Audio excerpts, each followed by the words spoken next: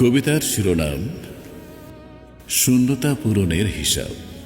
কলমে সৈয়দা রাজিয়া সুলতানা সিম্মা। যৌনতা এখানে কোনো আনন্দের উৎসব নয়, এ এক মানসিক দুর্ভিক্ষ, যেখানে মানুষ মানুষকে দেখে নিজের শূন্যতা পূরণের যন্ত্র হিসাবে।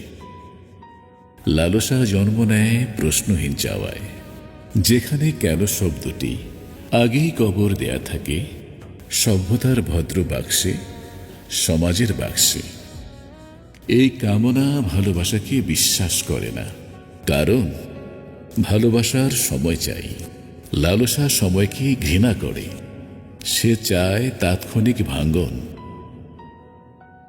শরীর এখানে ভাষা নয়, শরীর এখানে নীরব দলিল, যার উপর ইচ্ছেগুলো নিজ নিজ স্বার্থে সই করে।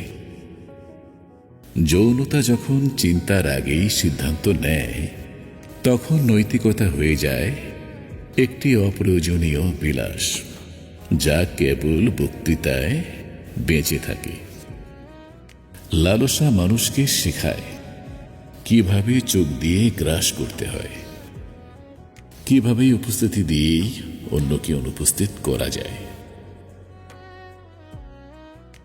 এই কামনা কোনো বিপ্লব নয়, এ এক ধীর পতন, যেখানে মানুষ নিজের ভিতরের মানুষটিকে প্রতিদিন একটু একটু করে হত্যা করে।